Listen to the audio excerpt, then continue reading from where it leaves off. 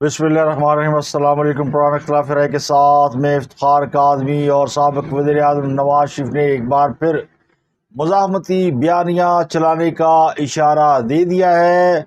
उन्होंने इंकशाफ किया है, दावा किया है कि उनके पास अभी बहुत ही ख़तरनाक किस्म की ऑडियो मौजूद है, और ये भी दावा उन्होंने किया कि उन्हें सज़ाए मौत देने की कोशिश की तो किसने की।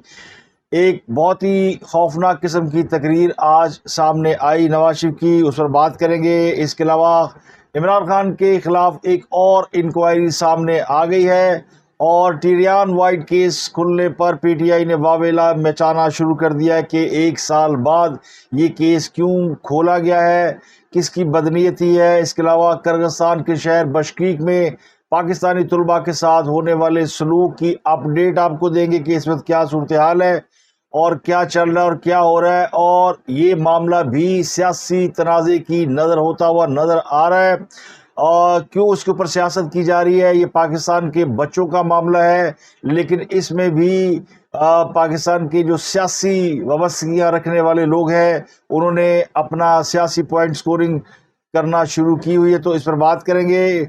और बहुत सारी अहम खबरें हैं, जिनमें एक अहम खबर जहांगीर तरीन की सियासत में वापसी के हवाले से भी है। लेकिन सबसे पहले बात करेंगे इमरान खान की अहलिया बुशरा बीबी के हवाले से, जिन्होंने इमरान खान से कहा है कि वो उन्हें अडयाला जेल से हर सूरत बाहर निकालें। जिसके बाद इमरान खान ने अपने वकला को हदायत की है कि बुशरा बीबी को किसी तरीके से अडयाला जेल से बाहर निकाला जाए, उनको हॉस्पिटल मुंतकिल किया जाए। ज़राए कहते हैं कि बुशरा बीबी अडयाला जेल में सख्त परेशान है। उन्होंने अदालत में एक दरख्वास्त भी जमा कराई है कि उनके मुकदमात की रफ्तार को कम किया जाए, को स्लो किया जाए, इतनी तेज़ रफ्तारी से मुकदमे ना चलाए जाए, इस बात में 15-15 दिन का वक्फा रखा जाए। तो उनकी ये दरख्वास्त भी अदालत ने मंजूर कर लिया। तो एक तरफ तहरीक इंसाफ ये तासुर देने की कोशिश कर रही थी कि अदालतें उनके खिलाफ पर्सनल वनडेटा रख रही हैं और मुकदमात बड़ी तेज़ रफ्तारी से चला रही है, और दूसरी अदालत बुशरा बीबी की ये दरख्वास्त आसानी से मंजूर कर लेती है कि समाअत में कम से कम 15 दिन का वक्फा होना चाहिए। तो ऐसा क्यों है, और वो क्यों इतनी आजिज़ आ गई हैं, तंग आ गई हैं, या उन्हें खदशा ये कि मुकदमात अगर तेज़ रफ्तारी से चले तो उनको मज़ीद सज़ा हो सकती है। जो जेल ज़राए हैं वो ये कहते हैं कि जिस तरह बुशरा बीबी रिएक्ट कर रही हैं, इमरान खान साहब को ये खदशा है कि वो कहीं वादा माफ गवाह ना बन जाए। इमरान खान की बहनों के साथ उनकी नाराज़गी पहले से ज़्यादा है, बढ़ चुकी है, हत्ता कि वो सलाम दुआ से भी आजिज़ आ चुकी है, और वो समझती है कि इमरान खान की बहनों को सिर्फ अपने भाइयों की फ़िक्र है, और बुशरा बीबी की फ़िक्र किसी को नहीं है, उनका पत्ता काट दिया जाता है। ज़राए के मुताबिक इमरान खान ने अपने वकला को हदायत की है कि वो इस मामले को जल्दी से देखे। तो इमरान खान के वकला बुशरा बीबी को उनकी तबीयत ख़राबी की बिना पर हॉस्पिटल मुंतकली के लिए किसी भी वक्त दरख्वास्त दायर कर सकते हैं, और इस दौरान बुशरा बीबी के जो मुकदमात हैं उनमें उनको जल्द से जल्द रिलीफ दिलाने की कोशिश की जाएगी। लेकिन इस दौरान एक और अहम खबर ये सामने आई है कि इमरान खान और बुशरा बीबी के खिलाफ तोशाखाना का एक और केस जो है वो तैयार कर लिया गया है, और इसकी इतला पहले से तहरीक इंसाफ को है, और उन्होंने इसको चैलेंज भी किया हुआ है। ये जो इंक्वायरी रिपोर्ट सामने आई है इसमें कहा गया है कि बानी पीटीआई ने 7 घड़ियां गैर कानूनी तौर पर ली और बेची। उनके खिलाफ घड़ियां, कफलिंग्स, पेन, हीरे और सोने के सेट को केस का हिस्सा बनाया गया है। तो 10 कीमती तहाइफ हैं जिनकी बुनियाद पर ये इंक्वायरी कंडक्ट की जा रही है। रिपोर्ट में कहा गया कि जिस शख्स ने तहाइफ की कीमत लगाई वो ना तहमीना साज था, ना एक्सपर्ट था, और ना ही उसका कोई एक्सपीरियंस था। तो मिली भगत से जो कीमती घड़ियां हैं उनको सस्ता जाहिर करके ख़रीदार को फ़ायदा पहुंचाया गया है, और तहमीना साज का बजरिया ईमेल घड़ी की कीमत लगाना या कम लगाना ये मिली भगत का सबूत है। इंक्वायरी रिपोर्ट ये बताती है कि ग्राफ घड़ी की कीमत 10 करोड़ 9,20,000 रुपये लगाई गई, और 20% रकम के मुताबिक 2 करोड़ 1,78,000 रुपये सरकारी खजाने में जमा कराए गए। मोहम्मद शफीक को ग्राफ ज्वेलरी 5 करोड़ 10 लाख रुपए में बेची गई, और मोहम्मद शफीक ने अपनी जेब से 2 करोड़ रिटेंशन कास्ट अदा की थी। मोहम्मद शफीक ने ही ज्वेलरी की इनवाइस बनाई और स्टेट प्रोटोकॉल सेक्शन भिजवाई।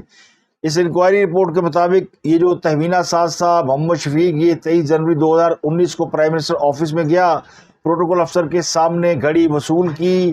FBR وزارت industry Pakistan James and jewellery trader وغیرہ سے تحائف کی کم قیمت لگوائی، اور ہر تحفے کو پہلے رپورٹ کرنا اور توشہخانہ میں جمع کرانا یہ لازمی ہے، لیکن قانون کے مطابق صرف 30,000 روپے تک کے تحائف رکھے جا سکتے ہیں۔ تو یہ ایک کیس ہے جو نیب کے پاس جس کی انکوائری لگی ہوئی ہے، اس کی آج کچھ چیزیں ڈیٹیل سامنے آئی ہیں، اور اس میں کہا گیا ہے کہ عمران خان اور ان کی اہلیہ کی توشہخانہ کیس کی نئی انکوائری جو ہے وہ اس کے تحت نیب کو عمران خان اور بشرا بی بی کے خلاف مزید تفتیش کا اختیار دے دیا گیا ہے۔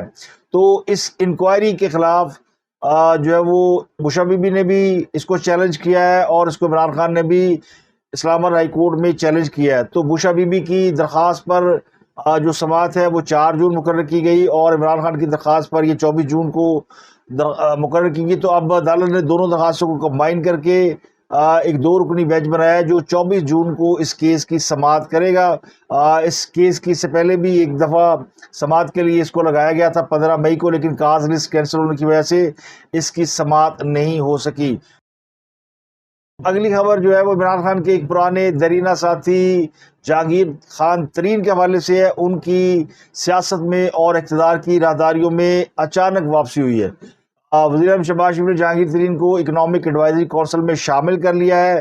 آج ایک نئی کونسل بنائی گئی تھی جس میں ثاقب شیرازی، شہزاد سلیم، مصدق ذوالقرنین، ڈاکٹر اعجاز نبی، آصف پیر، زیاد بشیر اور سلمان احمد کو شامل کیا گیا۔ جہانگیر ترین جو ہے وہ استحکام پاکستان پارٹی کے فاؤنڈر تھے۔ انہوں نے 8 فروری 2024 کو الیکشن لڑا، اور عام انتخابات میں وہ اپنی دونوں سیٹوں پر ہار گئے تھے، جس کے بعد انہوں نے پارٹی کی سربراہی اور سیاست دونوں چھوڑ دی تھی، لیکن اب اچانک ان کی واپسی ہوئی ہے، اور واپسی تو آج نواز شریف کی بھی ہوئی ہے، جنہوں نے بڑے عرصے کے بعد بہت اہم رازوں سے پردہ اٹھایا ہے اور دل کھول کر رکھ دیا، اور خطرے کی ایک گھنٹی بجا دی ہے۔ اور نواز شریف کی باتوں سے یہ لگتا ہے کہ وہ ابھی تک اپنے ماضی کے حصار میں ہے، اور اپنے خلاف ہونے والے اقدامات کو یا اپنے اوپر گزرنے والے مصائب کو وہ نہیں بھولے، اس سے وہ آگے نہیں بڑھ رہے، کیونکہ وہ ابھی تک بہت سے سوالوں کے جواب مانگ رہے ہیں۔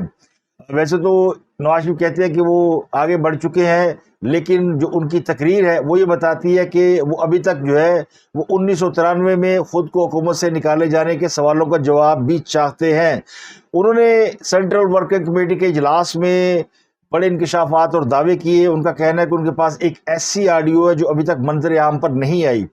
تو ظاہر ہے یہ آڈیو کو خطرناک آڈیو ہو سکتی ہے، اور اس آڈیو میں کیا کچھ ہے یہ جب سامنے آئے گا تو اس کے بعد کیا یہ جو اس وقت معاملات ہمیں سب اچھا نظر آ رہے ہیں یہ رہیں گے، یا اس میں کوئی تبدیلی آئے گی۔ نواز شریف نے سینٹرل ورکنگ کمیٹی کے اجلاس میں خطاب کرتے ہوئے کہا ہے کہ ان کے خلاف ایک لندن پلان تیار کیا گیا ہے۔ جیسے عمران خان صاحب آج کل یہ فرماتے ہیں کہ ان کے خلاف ایک لندن پلان تیار کیا گیا، تو عمران خان کے پاس تو کوئی اس بات کے شواہد یا کوئی اس بات کی گراؤنڈ ہے نہیں۔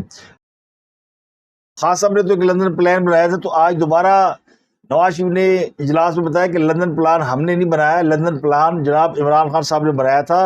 اور پھر انہوں نے بتایا کہ کس طرح لندن پلان کے لیے عمران خان، پھر چودھری پرویز الہی اور طاہر القادری، اور اس کے بعد DGISI اس وقت کے ظہیر الاسلام، یہ لندن پہنچے اور انہوں نے وہاں بیٹھ کے کیا پلان بنایا۔ تو انہوں نے کہا کہ میرے پاس سابق چیف جسٹس ثاقب نثار کی آڈیو موجود ہے، جس میں سابق چیف جسٹس ثاقب نثار یہ کہتا ہے کہ نواز شریف کو ہٹانا ہے اور بانی PTI کو لانا ہے، اور بانی PTI یعنی عمران خان کو اقتدار میں لانا ہے۔ تو یہ وہ کہتے ہیں کہ ایک بڑی خوفناک قسم کی آڈیو ان کے پاس موجود ہے جو یہ ثابت کرتی ہے کہ انہیں باقاعدہ نکالا گیا یا اس عہدے سے ہٹایا گیا۔ انہوں نے کہا کہ مجھے پارٹی صدارت سے ہٹانے کا فیصلہ کہیں اور سے آیا، تو کہیں اور سے جہاں اشارہ کر رہے ہیں وہ مقام ہے جہاں پر بہت سے لوگوں کے پر جلتے ہیں۔ لیکن ظہیر الاسلام کا نام لے کر انہوں نے ایک بار پھر جو ہے وہ اپنی دبی ہوئی خواہش کا اظہار کر دیا کہ وہ سمجھتے ہیں کہ جنہوں نے بھی ان کے خلاف سازش کی ان کے خلاف کارروائی ہونی چاہیے۔ تو یہ وہ مطالبہ کس سے کر رہے ہیں؟ اس کے علاوہ انہوں نے جسٹس مظاہر نقوی کا بھی نام لیا کہ انہوں نے بہت سی جائیدادیں بنائی، ان کے خلاف مقدمہ ہونا چاہیے۔ ہم احتساب کی بات کرتے ہیں تو احتساب سب کا ہونا چاہیے۔ تو ایک بار پھر وہ ججوں کے خلاف کارروائی کا مطالبہ کر رہے ہیں۔ تو نواز شریف نے کہا کہ 1993 میں ان کی حکومت کا تختہ کیوں الٹا گیا، یہ بات آج تک انہیں سمجھ میں نہیں آئی۔ اگر اس وقت حکومت کا تختہ نہ الٹا جاتا تو پاکستان جو ہے وہ ایشیا کے ٹاپ 2-3 کنٹریز میں کم از کم شامل ہوتا۔ میں نے اور مریم نے نیب میں 150 پیشیاں بھگتی، آپ کو بھی نیب بھگتنا چاہیے، ہم نے بھی بلا وجہ نیب کو بھگتا ہے۔ تو انہوں نے کہا احتساب سب کا ہونا چاہیے۔ اس کے بعد انہوں نے کہا کہ مجھے $5 ارب کی پیشکش کی گئی تھی ایٹمی دھماکہ نہ کرنے کے لیے، لیکن میں نے ایٹمی دھماکہ کیا، ملک میں مارشل لا لگا کر مجھے نکال دیا گیا، صبح میں وزیر اعظم تھا، شام کو مجھے ہائی جیکر بنا دیا گیا، جعلی مقدمے میں 27 سال کی سزا سنائی گئی اور مجھے سزائے موت دینے کی کوشش کی گئی۔ تو یہ وہ کہہ رہے ہیں کہ مجھے مشرف جو ہے وہ سزائے موت دینا چاہتا تھا، پھر مجھے 7 سال کے لیے ملک بدر کر دیا گیا۔ تو ایک بار پھر نواز شریف جو اپنے پرانے زخم جو خرید رہے ہیں، انہوں نے عمران خان کا ذکر کیا اور کہا کہ عمران خان نے ان کی پیٹھ میں چھرا گھونپا۔ انہوں نے کہا میں جب دوبارہ پرائم منسٹر ہوا 2013 میں تو سب سے پہلے میں عمران خان کے ساتھ ملنے کے لیے گیا، ان سے میں نے ملاقات کی، ان کے ساتھ اپنے تعلقات کو بہتر بنانے کی کوشش کی۔ عمران خان نے ان سے وعدہ کیا کہ مل کر چلیں گے اور اختلافات بلا دیں گے۔ اس وقت وہ 35 پنکچر کی رٹ لگا رہے تھے۔ تو نواز شریف کہتے کہ میں بڑا مطمئن ہو کر واپس آیا، اور لیکن مجھے عمران خان نے جاتے ہوئے کہا کہ یہ بنی گالہ کے نیچے ایک سڑک ہے وہ بنوا دے، تو میں نے وہ بھی بنوا دی۔ تو میں چند دن پہلے عمران خان سے مل کر آیا اور چند دن کے بعد ہی پھر اچانک ان کے خلاف دھرنے شروع ہو گئے۔ عمران خان لندن گئے اور یہ لندن پلان بنا اور انہوں نے واپسی میں آ کر دھرنے دینے شروع کر دیے۔ تو کم از کم مجھے عمران خان یہ بتا سکتے تھے کہ مجھ سے انہیں کیا شکایت تھی اور وہ کیا چاہتے تھے، اور انہوں نے اپنی کسی خواہش کا مجھ سے کوئی اظہار نہیں کیا اور جا کے ڈی چوک میں دھرنا دے دیا۔ تو یہ انہوں نے اپنے وہ کہتے ہیں دل کے پھپھولے پھوڑے ہیں۔ نواز شریف نے اپنے خطاب میں قوم سے بھی گلہ کیا کہ 2017 میں 3 ججوں نے ایک منتخب وزیر اعظم کو گھر بھیج دیا، لیکن گلہ قوم سے بھی ہے کہ وہ خاموش بیٹھی رہی۔ تو قوم سے مراد ان کی، ہم سمجھتے ہیں کہ وہ اپنے ووٹر سپورٹر کی بات کر رہے ہیں، اپنے ممبران کی بات کر رہے ہیں۔ تو یہ حقیقت ہے کہ نواز شریف صاحب جب اقتدار سے باہر نکلے تھے تو جی ٹی روڈ پر واپس آتے ہوئے قوم ان کے ساتھ باہر نکلی تھی، لیکن خود انہوں نے اپنی جگہ پر شاہدہ خان عباسی کو پرائم منسٹر بنایا۔ وہ چاہتے تو اپنی حکومت ڈیزالو کر سکتے تھے، لیکن چونکہ نواز شریف نے اس وقت کوئی بہت زیادہ مزاحمت کا راستہ نہیں اختیار کیا، انہیں سمجھایا جا رہا تھا کہ آپ خاموشی سے گھر چلے جائیں، 1 سال بعد الیکشن ہے، آپ دوبارہ جیت سکتے ہیں، دوبارہ بات بن سکتی ہے، فی الحال جو کچھ ہو رہا ہے اس کو ایکسیپٹ کر لیں۔ تو میرا ذاتی خیال یہ کہ اس وقت نواز شریف جو ہے وہ صرف جی ٹی روڈ پر اپنا مقدمہ لڑنے کے بعد آرام سے بیٹھ گئے تھے۔ اگر اس وقت نواز شریف جو ہے مسلم لیگ نون کی حکومت نکل آتی اقتدار سے، تو میرا خیال ہے کہ اس وقت سنبھالنا بڑا مشکل ہو جاتا ہے۔ تو 28 مئی کو مسلم لیگ نون جو ہے وہ اپنا پارٹی الیکشن کرا رہی ہے اور ان کا شیڈول بھی جاری کر دیا گیا ہے، اور اس شیڈول کے مطابق پارٹی صدر کے لیے جنرل کونسل کا اجلاس 28 مئی سپہر 4 بجے ہوگا۔ تو شہباز شریف صاحب نے نواز شریف کے لیے اپنا مسلم لیگ نون کی صدارت چھوڑی اور آج انہیں دوبارہ قائم مقام صدر بنایا گیا۔ اس وقت تک کے لیے جب تک دوبارہ الیکشن نہیں ہوتی، 28 کو دوبارہ الیکشن ہوں گے، تو غالب امکان یہ کہ نواز شریف جو پارٹی کے نئے صدر ہوں گے، اور جنرل سیکرٹری کے لیے خواجہ سعد رفیق کا نام لیا جا رہا ہے۔ سپریم کورٹ میں قائم مقام چیف جسٹس آ گئے ہیں، جسٹس منیب اختر۔ جسٹس منیب اختر سے جسٹس یحییٰ آفریدی نے آج چیف جسٹس آف پاکستان کا خلف لیا، اور chief justice of Pakistan justice قاضی فائز عیسیٰ وہ بیرون ملک چلے گئے ہیں، وہ آذربائیجان گئے ہیں جہاں انہوں نے ایک ECO ممالک کی چیف جسٹس کانفرنس میں شرکت کرنی ہے۔ اگلی خبر ہے، غیر ملکی سفیر کو ایک پولیس اہلکار خفیہ دستاویزات فراہم کرنے پر اس کو 3 سال قید کی سزا سنا دی گئی ہے۔ ملزم ظہور احمد کو آفیشیل سیکرٹ ایکٹ کی خلاف ورزی پر خصوصی عدالت نے سزا سنائی۔ جس وقت عدالت نے سزا سنائی اس وقت ملزم عدالت میں موجود تھا، اور عدالت میں سزا سنائے جانے کے بعد اس کو فوری طور پر کمرہ عدالت سے ہی گرفتار کیا گیا۔ اس کی کچھ ڈیٹیلز بڑی کنٹروورشل سی ہیں، وہ کسی اگلے ویلاگ میں آپ کے ساتھ اس کا ذکر کریں گے۔ سپریم کورٹ نے آج ایک تفصیلی فیصلہ جاری کیا ہے۔ یہ جو توہین عدالت کا معاملہ چل رہا ہے، اور فیصل واڈا اور مصطفیٰ کمال دونوں کو شوکاز نوٹسز جاری کیے گئے ہیں، اس میں عدالت نے کہا ہے کہ فیصل واڈا اور مصطفیٰ کمال کی پریس کانفرنس نشر کرنے والے بھی توہین عدالت کر رہے ہیں، کیونکہ ابھی تک جو ہے جو میڈیا ہے وہ فیصل واڈا اور مصطفیٰ کمال کی پریس کانفرنس کی گلمپسز یا جھلکیاں چلا کر یہ بتانے کی کوشش کر رہا ہے کہ اس میں کون سی ایسی توہین عدالت والی بات ہے، تو اس کو بھی عدالت نے اس کا بھی برا منایا، اور عدالت یہ کہتی ہے کہ بظاہر دونوں نے توہین عدالت کی ہے، اس لیے انہیں شو کاز نوٹس جاری کیا ہے اور انہیں طلب کیا ہے۔ فیصل واڈا تو خیر اس چیز کو نہیں مانتے، وہ اس بات پہ ناراض ہے کہ انہیں پراکسی کو کہا گیا۔ بعض لوگ کہہ رہے ہیں کہ فیصل واڈا عدالت میں جاتے ہی معافی مانگ لیں گے، لیکن وہ ابھی تک ٹیلی ویژن چینل کے مختلف پروگرامز میں بیٹھتے ہیں اور وہ یہ دعویٰ کر رہے ہیں کہ وہ معافی نہیں مانگیں گے، انہوں نے کسی کا نام نہیں لیا، لیکن انہیں پراکسی کہا گیا، تو یہ بات جسٹس اطہر من اللہ کو ثابت کرنی ہوگی، اور انہوں نے جسٹس اطہر من اللہ کے خلاف مزید کارروائی کرنے کا اشارہ بھی دیا ہے۔ تو عدالتی حکم نامہ جو سامنے ہے اس کے مطابق یہ کہا گیا ہے کہ فیصل واڈا اور مصطفیٰ کمال نے عدلیہ پر الزامات لگائے ہیں، دونوں نے زیر سماعت مقدمات پر گفتگو کی ہے، تو پیمرا جو ہے وہ ان سب کا ریکارڈ جمع کرائے، اور پھر یہ بھی کہا گیا ہے کہ ٹی وی چینل اور دیگر میڈیا پلیٹ فارم توہین عدالت کا مواد چلانے سے گریز کریں۔ اگر ان دونوں کی پریس کانفرنس یا یہ مواد چلانا بند نہ کیا گیا تو میڈیا کے خلاف بھی توہین عدالت کی کارروائی ہو سکتی ہے، تو میڈیا کو بھی جو ہے یعنی اس معاملے میں وارننگ جاری کر دی گئی ہے۔ اب کچھ بات کرتے ہیں ٹیرین وائٹ کیس کے حوالے سے۔ پاکستان تحریک انصاف نے 1 سال بعد ٹیرین کیس کی نئے سرے سے سماعت پر رولا ڈالنا شروع کر دیا ہے، شور مچانا شروع کر دیا ہے، اور پی ٹی آئی کے ترجمان نے کہا ہے کہ نئے سرے سے اس کیس کو سماعت کے لیے مقرر کرنا عمران خان کو ناحق جیل میں رکھنے کا منصوبہ ہے۔ توشہ خانہ، سائفر اور القادر ٹرسٹ کے بعد ایک اور مقدمے سے یہ امیدیں وابستہ کی جا رہی ہے۔ ججز پر دباؤ کے انکشاف کے بعد کارروائی آگے بڑھانے کا کوئی قانونی اور اخلاقی جواز موجود نہیں ہے۔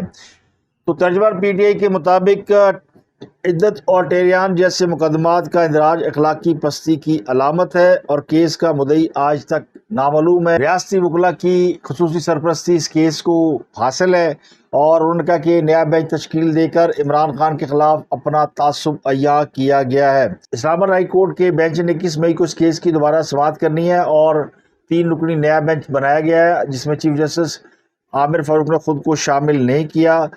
اس کے باوجود جو تحریک انصاف جو ہے وہ چیف جسٹس کو اس کا مورد الزام ٹھہرایا گیا۔ تو chief justice Pakistan supreme court وہ بھی تحریک انصاف کو متعصب لگتا ہے، اور ہائی کورٹ کا چیف بھی انہیں متعصب لگتا ہے، تو ان کو پتہ نہیں کون سا چیف انصاف دے گا۔ اب بات کرتے ہیں بشکیک کے حوالے سے۔ وزیر اعظم پاکستان شہباز شریف نے وفاقی وزیر امیر مقام کو فوری طور پر کرغزستان کے دارالحکومت بشکیک جانے کی ہدایت کی ہے۔ بشکیک میں حالات بڑے خراب ہیں، اور اس واقعے کا افسوسناک پہلو یہ ہے کہ اس کے اوپر بہت زیادہ سیاست کی جا رہی ہے، اور سوشل میڈیا پر یہ تاثر دینے کی کوشش کی جا رہی ہے کہ بشکیک میں جو کچھ ہو رہا ہے اس کی ذمہ دار پاکستان کی حکومت ہے، اور یہ زیادہ اس معاملے کو جس نے فلیئر اپ کیا وہ تحریک انصاف ہے، جنہوں نے اتنا شور مچایا ہے اور اس قسم کی خوف راز پھیلانے کی کوشش کی ہے کہ بچوں کے جو والدین ہیں وہ بہت زیادہ ڈرے ہوئے سہمے ہوئے ہیں۔ میرے نزدیک تو یہ ایک نیشنل لیول کا مسئلہ ہے، اور جتنے بچے وہاں پہ موجود ہیں، چاہے ان کا تعلق خیبر پختونخوا سے ہے، ہزارہ سے ہے، پنجاب سے ہے، کشمیر سے ہے، جہاں سے بھی ان کا تعلق ہے، ان کے ساتھ جو کچھ ہوا ہے اس پر پوری قوم کو ایک ہونا چاہیے، اس کے اوپر سیاست بالکل نہیں ہونی چاہیے۔ تو ایک جماعت جو ہے وہ اس معاملے کو اگریسولی ڈیل کر رہی ہے، اور دوسری جماعت اسے ڈیفینڈ کر رہی ہے، تو یہ میرے لیے بہت ہی حیران کن بات ہے کہ یہ معاملہ کیوں ایسا ہے، کیونکہ بعض لوگ اس کے اوپر باقاعدہ وی لاگس کر رہے ہیں، اور وی لاگس میں بہت ہی جھوٹی قسم کی خبریں چلائی جا رہی ہیں کہ بچیوں سے ریپ ہو گیا اور یہ ہو گیا۔ جو ابھی تک کی اطلاعات ہے 14 بچے تشدد کا نشانہ بنے، اور میں سے ایک ہاسپٹلائز ہے جس کو جا کر وہاں پاکستانی سفیر نے ملاقات بھی کی ہے۔ اس کے علاوہ نہ صرف پاکستانی بچوں پہ تشدد ہوا ہے بلکہ بنگالیوں پہ اور انڈینز پہ بہت زیادہ ہوا ہے، سب ویڈیو موجود ہے۔ جن طلباء نے بھی یہ حرکت کی ہے اس کا پس منظر میں آپ کو بتا دیتا ہوں وہ کیا ہے۔ پچھلے ولاگ میں بھی میں نے بتایا تھا کہ یہ معاملہ کیا ہے۔ یہ معاملہ کوئی 1-2 روز پہلے شروع ہوا جب جو مقامی طلباء ہیں ان کی چند غیر ملکی طلباء کے ساتھ لڑائی ہوئی، اور ان طلباء نے ان کو ذرا پھینٹی شینٹی لگا دی، جس کے بعد جنہوں نے پھینٹی کھائی انہوں نے جا کے دہائی دینا شروع کر دی سوشل میڈیا پہ اور لوگوں کو موٹیویٹ کرنا شروع کر دیا. انہوں نے پرووک کیا کہ دیکھیں جو باہر کے لوگ ہیں وہ نیشنلز کو آ کے مار رہے ہیں. تو اس کے بعد پھر ظاہر ہے وہاں کے جو مقامی لوگ تھے وہ سارے جمع ہو گئے اور جمع ہو کر اس مقام کی طرف گئے جہاں غیر ملکی ہاسٹلز میں رہتے ہیں. تو بڑی تعداد کے لوگ ہی, صرف یہ وہاں کے لوکل اسٹوڈنٹ نہیں تھے بلکہ ان کے والدین, ان کے رشتہ دار اور یہ باقاعدہ عوام, پھر وہاں کی پولیس وہ بھی ان کے ساتھ مل گئی. اور یہ سب مل کر جو غیر ملکی ہیں ان کو سبق سکھانے کے لیے ان کے ہاسٹلز پر حملہ آور ہوئے اور انہوں نے نہ صرف مصریوں کو, پاکستانی, انڈین, بنگلہ دیش, عرب, جو بھی انہیں نظر آتا تھا اس کو وہ تشدد کا نشانہ بناتے رہے اور اندر گھس کر انہوں نے کسی کو مکے مارے, کسی کو تھپڑ مارے, کسی کو ڈنڈے مارے. تو اب یہ معاملہ جو ہے وہ بہت زیادہ فلیئر اپ ہو گیا اور جب بچوں نے اپنی ویڈیوز بنا کر شیئر کرنا شروع کر دی. اب بچے چونکہ ڈرے ہوئے تھے کہ باہر اگر سینکڑوں لوگ موجود ہوں اور وہ آپ کے رات کو آ کے دروازے کھٹکھٹائیں تو پھر آپ باہر کیسے نکلیں گے. تو بچے اپنے اپنے ہاسٹل میں کمروں میں محصور ہو گئے اور وہیں سے انہوں نے ویڈیو بنا کر شیئر کرنا شروع کر دی. جس کے بعد سوشل میڈیا پر کچھ انفارمیشن, کچھ ڈس انفارمیشن دونوں پھیل گئیں. بعض بچوں نے یہ دعویٰ کیا کہ باہر تو بڑی قتل و غارت ہو رہی ہے, کسی نے کہا 3 مارے گئے, کسی نے کہا 5 مارے گئے, کسی نے کہا میں نے اتنی لاشیں دیکھی ہیں. ایک بچی نے دعویٰ کیا کہ وہ 3 لاشیں خود دیکھ چکی ہے. تو یہ معاملہ بہت زیادہ یعنی ہائی لائٹ ہو گیا اور ابھی تک اس معاملے کے اوپر چونکہ حکومت کی طرف سے ان محصور بچوں کے ساتھ کوئی رابطہ نہیں ہوا. اب ظاہر ہاسٹل کے اندر ایک کمرے میں آپ بند ہیں تو آپ کا رابطہ جب تک آپ خود نہیں کریں گے ادھر سے رابطہ نہیں ہو سکتا. بچوں کی شکایت یہ کہ ہم نے پاکستان ایمبیسی سے رابطہ کرنے کی کوشش کی لیکن رسپانس نہیں ملا. اب اس کی تحقیقات ہوگی تو پتہ چلے گا. اس کا جو المناک پہلو یہ کہ یہ جو کچھ ہوا وہاں پر جو لوکل سوشل میڈیا ہے, ٹک ٹاک یا اور جو ان کے سوشل میڈیا پلیٹ فارم ہے, وہاں پر یہ لائیو دکھایا گیا کس طرح ہاسٹل کے اندر گھس کر لوگوں کو تشدد کا نشانہ بنایا گیا. اب بہت سی بچیاں بھی MBBS کی اسٹوڈنٹ ہیں تو وہاں بھی جب لڑکیوں کے ہاسٹل میں یہ لوگ گئے ہیں تو وہاں بھی خوف و راز پھیلا ہے اور لڑکیوں نے ریئیکٹ کیا ہے. اسی طرح ہوتا ہے اگر آپ کو 9 مئی یاد ہو تو جب آپ کسی کے اوپر حملہ آور ہوتے ہیں تو جن کے اوپر آپ حملہ آور ہوتے ہیں ان کی کیا کیفیت ہوتی ہے, وہ کس طرح خوف سے اور یعنی کہہ لیں کہ اس عمل سے گزرتے ہیں, اس کرب سے گزرتے ہیں جس کا اس وقت ہم ایک نمونہ دیکھ رہے ہیں کہ وہ بچے اسی طرح اندر بند ہیں اور باہر ہجوم حملہ آور ہے. 9 مئی کو بھی اس طرح ہجوم بہت سی عمارتوں کے اوپر حملہ آور ہوا تھا. تو اب تک پاکستانی حکومت نے اس کے اوپر خاصا ریئیکٹ کیا ہے اور اب ایک فیڈرل منسٹر بھی وہاں پہ چلے گئے ہیں. وہاں پہ جتنے طلباء ہیں ان کے حوالے سے حکومت نے ہدایت کر دی کہ جو لوگ واپس آنا چاہیں انہیں حکومت پاکستان اپنے ایکسپینسز میں واپس لائے گی, ورنہ جو لوگ وہاں رہنا چاہیں, پڑھنا چاہیں, اس کے لیے حکومت پاکستان جو ہے وہ کرغزستان کی حکومت کے ساتھ بات کر رہی ہے کہ پاکستانی اسٹوڈنٹس کو یا غیر ملکی اسٹوڈنٹ کو وہاں پہ تحفظ دیا جائے. تو اب انڈینز بھی وہاں پہ ہیں تو انڈین حکومت بھی ریئیکٹ کرے گی. لیکن انڈیا میں اتنا زیادہ شور نہیں مچا, حالانکہ بہت سارے انڈین اسٹوڈنٹ زخمی ہیں, لیکن جو ہم نے ریئیکٹ دیا ہے اور ہم شاید ریئیکشن دینے میں باقی لوگوں سے آگے ہیں, لیکن اللہ کا شکر ہے کہ کوئی ایک پاکستانی بچہ بھی اس واقعے میں اس کی جان نہیں گئی. چوٹیں ضرور آئی ہیں اور ابھی بچے پریشانی میں اور پینک ہو کر اپنی ویڈیو شیئر کر رہے ہیں مختلف ہاسٹل میں. تو اصل معاملہ یہ کہ ہاسٹل تک اپروچ کرنی چاہیے. جو کرغزستان کی گورنمنٹ ہے انہوں نے یہ بتایا کہ 4 غیر ملکیوں کو انہوں نے اشتعال انگیزی کے الزام میں گرفتار کیا تھا اور پھر انہوں نے بتایا کہ اب معاملات کنٹرول میں ہے, آرمی وہاں پہ موجود ہے.